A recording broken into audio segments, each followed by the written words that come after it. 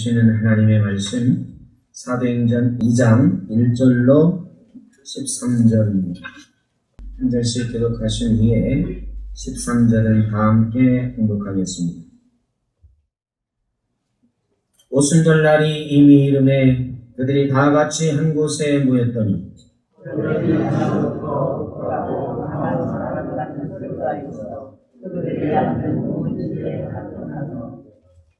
마치 불의 혀처럼 갈라지는 것들이 그들에게 보여 각 사람 위에 하나씩 임하여 있더니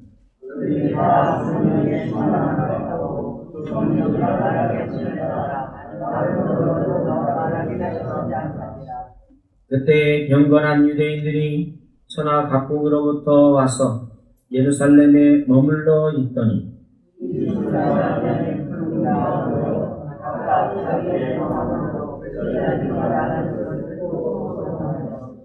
다 놀라 신기하게 여겨 이르되 보라, 이 말하는 사람들이 다 갈릴리 사람이 아니냐.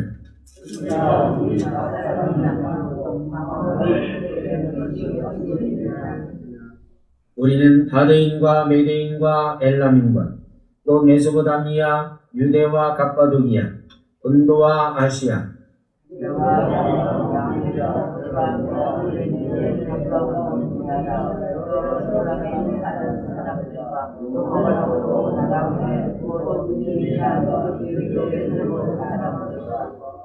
그레데인과 아라비아인들이라 우리가 다 우리의 각 언어로 하나님의 큰 일을 말함을 듣는도다 하고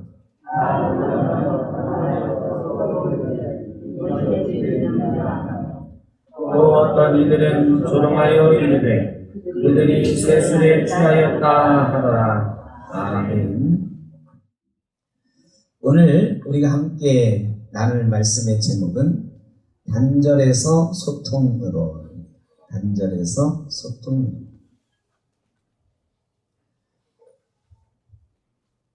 남산에 가면 남산타워가 있습니다. 서울타워라고도 하죠. 도쿄에 가면 도쿄타워가 있고, 프랑스 파리에 가면 에펠탑이 있습니다. 세계적으로 또 높은 빌딩들도 있습니다. 두바이에 가면 버즈 두바이라고, 지금 이름이 좀 바뀌었습니다만 세계에서 제일 높은 빌딩이 있습니다. 우리나라에서 제일 높은 빌딩은 어디죠? 그래도 여기는 안 쓰시네. 아까 일부에 했던 63빌딩이라고 그러더라고요, 다들.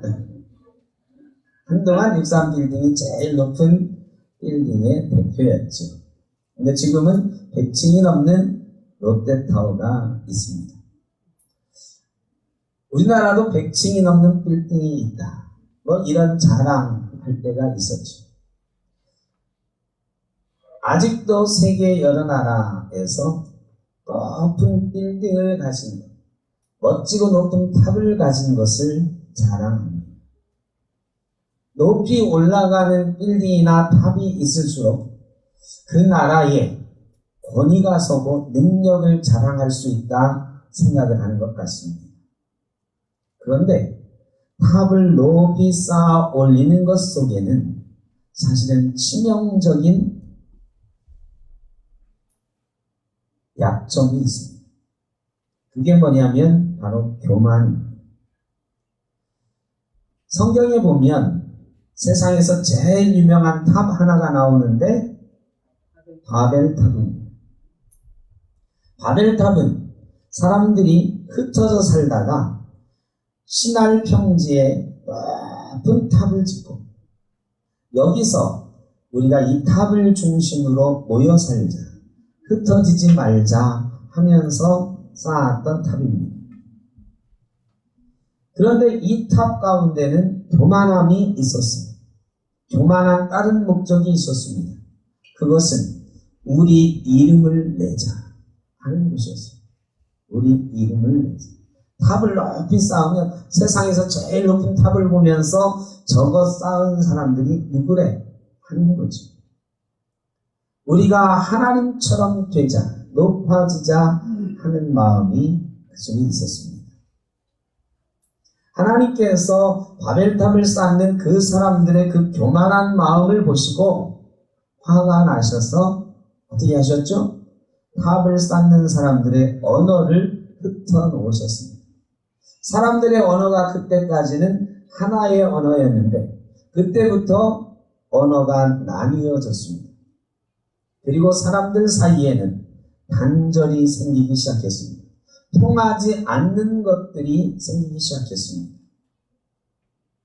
하나님과 우리 사이에도 선악과 따먹은 이유로 죄가 가로막혀서 단절이 있었습니다. 죄라는 것이 하나님과 우리 사이를 가로막고 하나님과 우리 사이를 단절하게 만들었습니다. 바로 바벨탑과 같은 이유였죠. 너희가 이것을 먹으면 하나님처럼 되리라. 높은 탑을 쌓아서 교만해지려는 마음, 하나님처럼 되겠다고 하는 마음이 하나님과 우리 사이에 단절을 가져왔고 사람과 사람 사이에도 심각한 단절을 가져왔습니다. 그때부터 미움이 생겼습니다. 원망이 생겼습니다. 불평이 생겼습니다. 그리고 그 단절된 이 관계는 인류의 심각한 재앙이었습니다. 지금까지도 서로 소통하지 못하는 이것 때문에 전쟁이 일어납니다. 사람들과의 다툼이 있습니다. 친한 사람들끼리도 심지어는 가족 사이에서도 소통하지 못하기 때문에 생기는 심각한 갈등과 다툼이기도 합니다. 한국 사람이 제일 좋아하는 화가가 누구냐? 조사를 했더라고요. 여러분은 누구를 제일 좋아하십니까?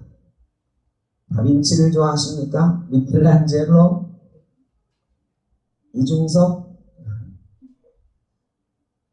놀랍게도 한국 사람이 제일 좋아하는 화가는 빈센트 반 고흐라는 사람이 있어요.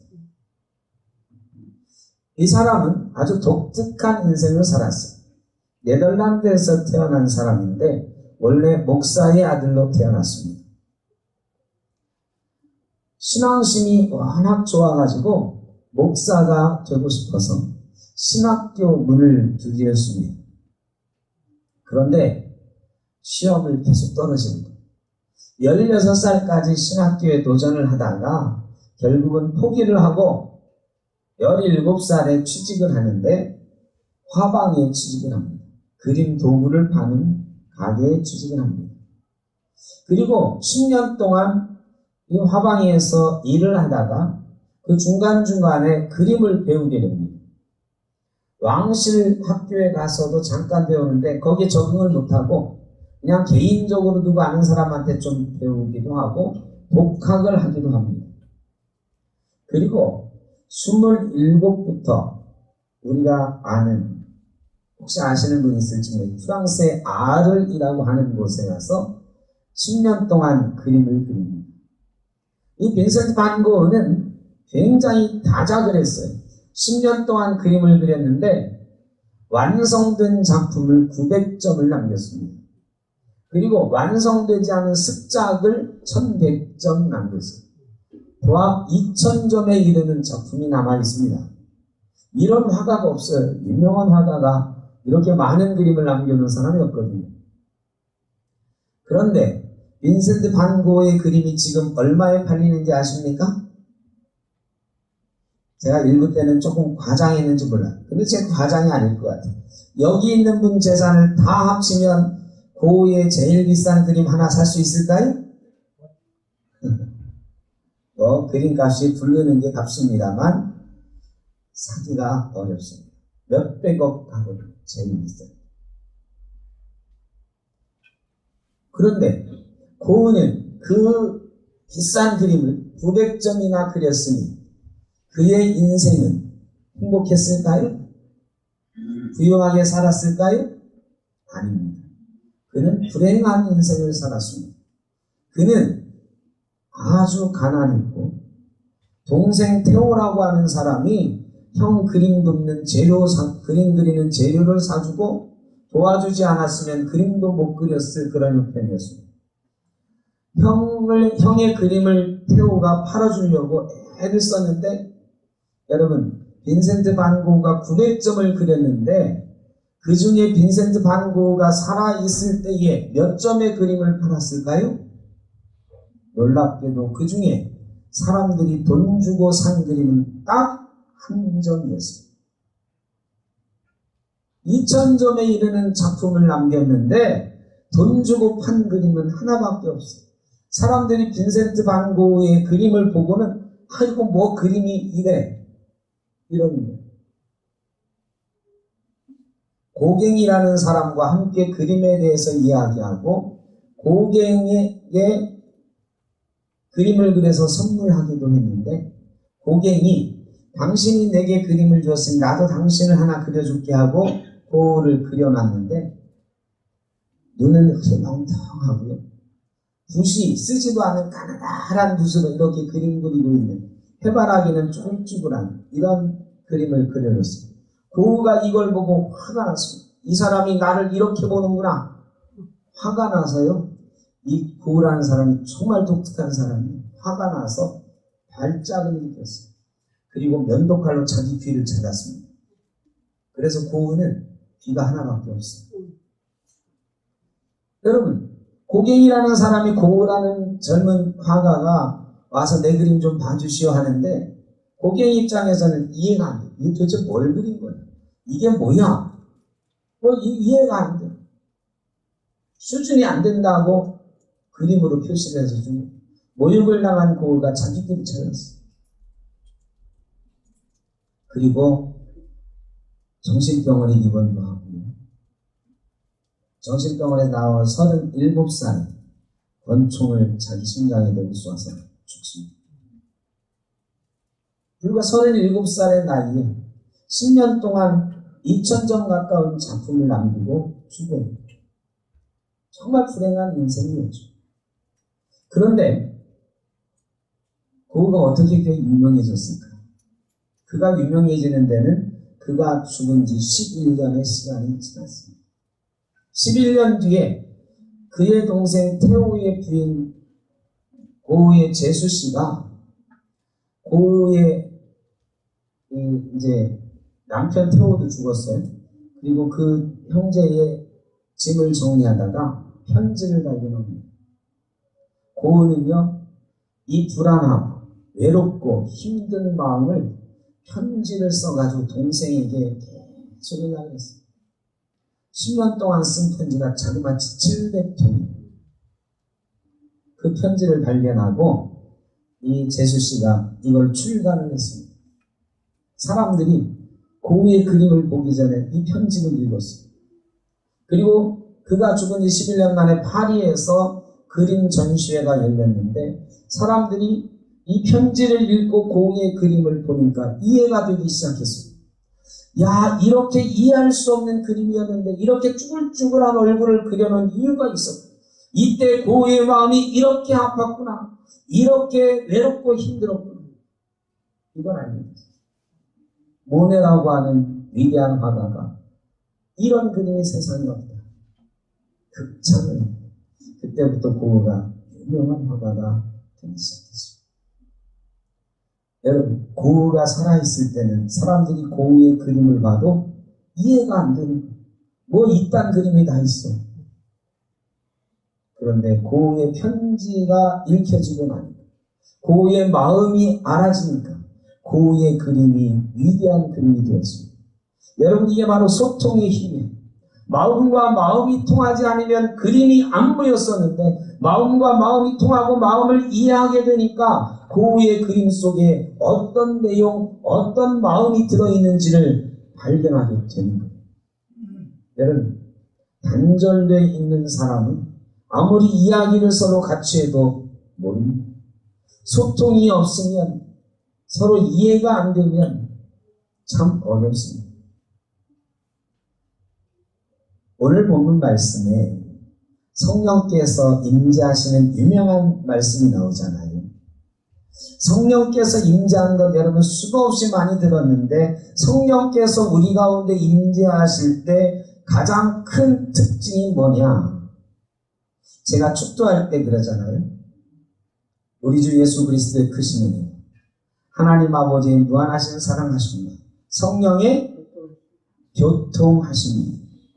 교통하심. 성령께서는 교통하게 하시는 분이에요. 소통하게 하시는 분이에요. 단절되었던 관계가 이어지게 하시는 분이에요. 오늘 사도행전에 나오는 성령의 역사는 사람과 사람 사이를 이어주는, 언어가 바벨탑 이후로 흩어졌었는데 성령의 역사가 일어났을 때 동시통역이 이루어지는데 16개의 언어로 동시통역이 이루어지는 놀라운 역사가 일어나는 것입니다. 성령의 역사는 교통하십니다. 성령의 역사는 단절되었던 관계를 이어주는 것입니다. 나뉘었던 언어가 하나가 되게 하시는 것입니다. 오늘 우리에게도 이 성령의 역사가 있어서 단절되었던 하나님과의 관계가 있다면 이어지기를 바랍니다. 단절되었던 사람과 사람 사이의 관계가 있었다면 이어지기를 간절히 바랍니다. 여러분, 막혔던 것이 풀려지는 것, 얼마나 감동적인 사건인지 모릅니다. 요즘은 세계화 시대가 돼가지고요, 가끔 외국 사람들이 우리 노래를 부르는 걸 들으면 참 감동적이에요. BTS 노래를 막 세계 여러 나라 사람, 아미라고 하는 이 팬클럽이 막 한글로 막 노래하잖아요. 감동적이에요. 우리나라 사람이 제일 좋아하는 노래가 뭘까요? 아리랑. 아리랑 한번 불러볼까요, 여러분? 아리랑 아리랑 아라리요, 아리랑 고개를 넘어간다. 나를 버리고 가시는 님은 심리도 못 가서 알병난다. 아니라 우리 민족이 들으면 가슴이 울컥하기도 하고. 그런데 지난 5월 26일에 시카고에 있는 한 공원에 2,000명의 어린이 합창단이 모였습니다. 그 합창단의 지휘자는 조세핀 리라고 하는 한국인 2세였어요. 그리고 그날의 공연을 인도한 리더는 에드윈 정이라고 하는 우리나라 2세 학생이었어요. 거기에 많은 관중도 있었지만 2,000명의 이 시카고 어린이 합창단은 우리나라에 와서 DMZ에서 우리의 소원 통일 노래도 하고 막 했던 그런 합창단인데 69명의 단원이 있고 또 2,000명의 공개적인 대중단원이 있어요. 근데 지난 5월 26일에 시카고에 있는 한 공원에서 이 사람들이, 이 아이들인데 노래를 하는데요. 제가 그 노래를 딱 듣는데 아무것도 아닌 것 같은데 왠지 찡하니 감동이 돼요. 여러분, 시카고 어린이 합창단의 아리랑 한번 들어보도록 하겠습니다. Alright everyone, when you're in Korea and you're feeling good, you say 좋다! Let me hear you say 좋다! Go! That's right! Alright, now I'm gonna ask all of you a question in Korean. I'm gonna ask you Ershigo and say 좋다! Ershigo! 좋다! Ershigo! Ershigo!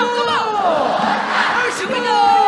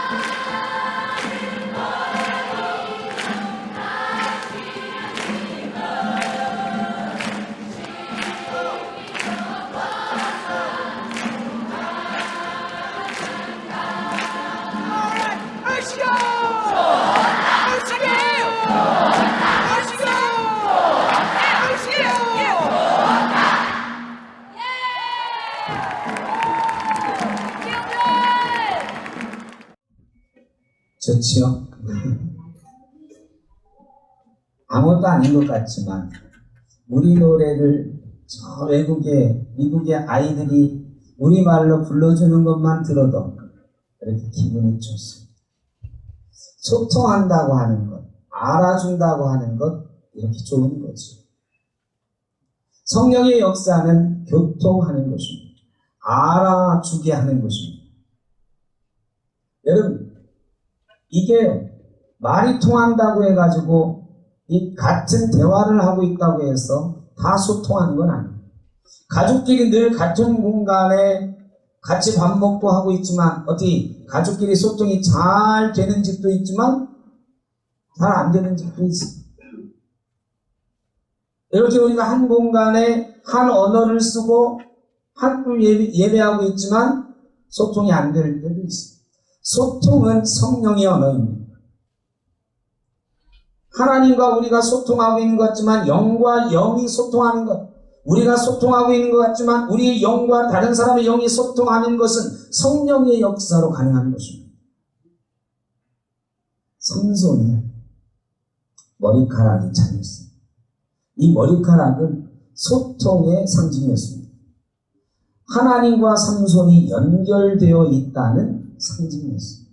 그게 잘리니까 하나님과의 관계가 끊어졌습니다. 관계가 끊어지고 단절되니 삼손의 능력이 사라졌습니다. 블레셋 사람들이 와서 그를 잡아가는데 단숨에 일어나서 물리치기나 했지만 그는 힘없이 쓰러졌고 잡혀서 눈이 빠졌습니다. 맷돌을 돌리는 노예가 됐습니다. 조롱거리가 되었습니다. 그런데 그의 머리카락이 다시 자라나기 시작했습니다. 이 마음, 그 마음 속에 하나님 내가 잘못했습니다. 하나님과 소통하는 성령의 역사가 다시 시작됐다는 것입니다. 그리고 그의 머리가 자라났을 때에 그에게 다시 성령의 능력, 성령께서 주시는 힘이 생겼습니다. 그리고 블레셋 사람들과 함께 죽을 수 있는 마지막 싸움에서 승리하는 역사가 있었습니다. 성령께서 우리에게 역사하실 때 우리는 소통합니다. 하나님과 소통하여 능력이 생기고 사람과 사람 사이가 소통되어 기쁨과 감동이 있는 관계가 되는 것입니다. 요즘 외국에 나갈 때 말이 안 통한다고 별로 걱정 안 해요. 왜? 번역기가 가져갑니다. 구글 번역기, 팝하고 우리나라 네이버에서 만든 팝하고 이런 거 가져가면 다 통합니다. 그런데 여러분, 그렇다고 자신 있게 외국에 그거 하나만 들고 갈 수 있는 사람 몇 명이나 있어요? 그거 안 되는 거예요. 소통이라는 건 말만 통한다고, 언어만 통한다고 되는 건 아니에요. 소통은 성령께서 역사하심으로 서로 간에 영적인 교류가 있을 때 가능한 것입니다. 오늘 16개 언어로 막 동시통역이 되는데 이 해외에서 온 사람들이 그렇게 말합니다. 우리가 어떻게 각자의 언어로, 우리의 언어로 하나님의 큰 일을 말하는 것을 듣느냐. 여러분, 성령께서 역사하실 때 하나님의 일이 말씀되어지는 것입니다. 성령께서 역사하실 때 사람과 사람이 대화를 해도 하나님께서 간섭하시고 하나님이 기뻐하시는 대화가 이루어지는 것입니다. 하나님의 일이 얘기되어지는 것입니다. 그럴 때에 소통이 되는 거예요. 그냥 같은 공간에서 차 마신다고, 대화한다고 소통이 됐다고 생각하니 오산인 것입니다. 성령께서 역사하시고 영과 영이 만나는 하나님의 일이 말해지는, 하나님이 기뻐하시는 말이 되어지는 역사가 있게 되는 줄로 믿습니다. 그런데 어떤 사람들은 이 놀라운 광경을 보고 뭐라고 하느냐? 저들이 세술에 취했다 그럽니다. 꼭 술 취한 거랑 비슷하답니다. 성령에 취한 것과 술 취한 것이 비슷한 구석이 있대. 첫째, 제정신이 아니에요. 성령에 취하면 성령께서 역사하시는 대로 행동하고 말하는 거예요. 술 취하면 지가 뭘 말하는지도 모르는 사람 많아. 또 비슷한 점이 또 있어요. 용감이죠. 말이 많아져. 그런데 성령에 취한 것과 술에 취한 것은 완전히 다릅니다. 말이 많아지기는 하는데 성령에 취한 사람은 하나님의 일을 말하는 줄로 믿습니다. 하나님이 기뻐하시는 말이 성령이 하시는 말씀입니다. 그런데 술 취한 사람들은 욕을 해요. 다른 사람을 때리기도 하고 술 먹고 못된 짓도 많고 성령에 취하면 거룩해지고 도덕적이 됩니다. 술 취하면 용감해지는데 무식해져. 비도덕적이고 아무데나 오줌 싸고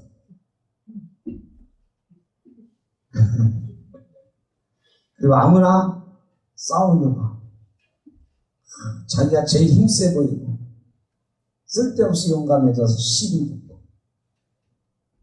성령에 취하면 겸손해집니다. 성령에 취하면 하나님의 말씀은 담대히 증거하나 다른 사람한테는 한없이 겸손해지고 다른 사람을 격려하고 위로합니다. 다른 사람을 높여줍니다. 칭찬합니다. 살리는 말을 하는 것입니다. 오늘 성령의 역사 가운데 하나님의 일을 말하는 것을 들었다는 사람들이 있습니다. 성령께서는 하나님의 일을 말하게 하시는 것입니다.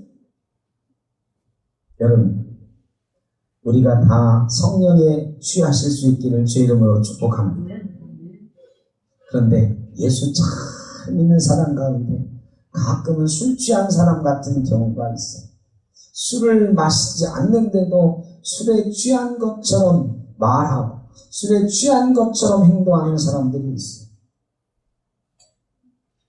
고린도전서에 보면 그런 사람들이 많이 나옵니다. 성령에 취했던 성령의 은사를 자랑하는 고린도 교회 교인들이 막 싸워요. 그래서 사도 바울이 니들이 성령의 은사를 받았다고 예언한다고 자랑하냐? 방언한다고 자랑하냐? 그거 다 소용없다 이 얘기하는 거예요. 성령의 역사와 비슷하지만 완전히 다른 역사가 있는데 악령의 역사가 있어요. 방언도 하고 예언도 하지만 악령이 역사함, 마귀가 역사함으로 그렇게 될 수 있습니다. 하나님의 일을 말하지 않고 사람의 일을 말하는 것.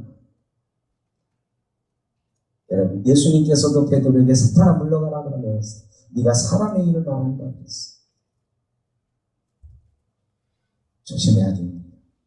성령의 진정으로 취하지 않으면 사람의 일을 불평, 불만하고 교회를 해치고 교회를 단절시키는 사탄이 좋아하는 일들을 합니다. 고린도전서에 그래서 그렇게 가르치는 거죠. 성령의 역사와 악령의 역사는 어떻게 구별하느냐? 교회의 덕을 세우는가 아닌가?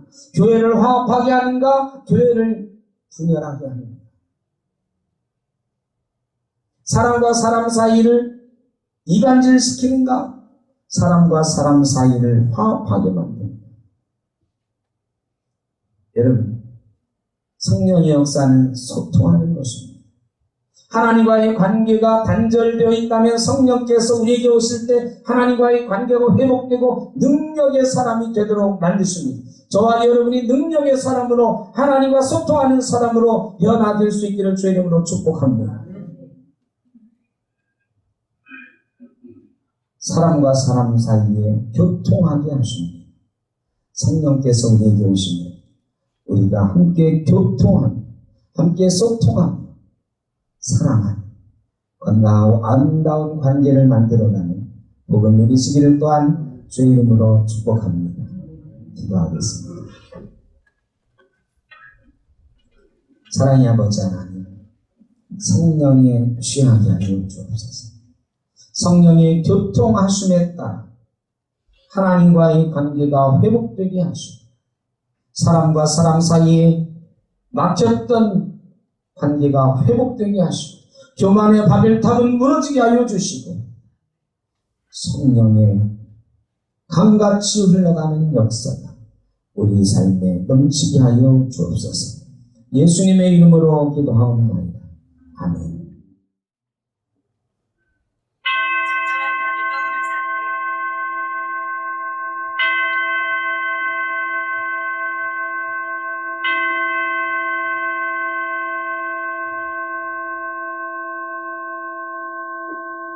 지금은 우리 주 예수 그리스도의 크신 은혜와 아버지 하나님의 무한하신 사랑하심과 성령의 인도하시며 교통하심, 단절에서 소통, 하나님과의 관계가 회복되며 이웃과 성도와 가족 간의 관계가 회복되며 소통의 충만한 기쁨을 누리며 살아가기를 소원하니 주의 사랑하는 자녀들 머리 위에 가정 위에 일터위 흩어져 있는 샘토교의 모든 권속들과 가정 위에 이 땅에 어려움 당하는 우리 이웃들 가운데 영원토록 함께 하시기를 간절히 축원하옵나이다. 아멘.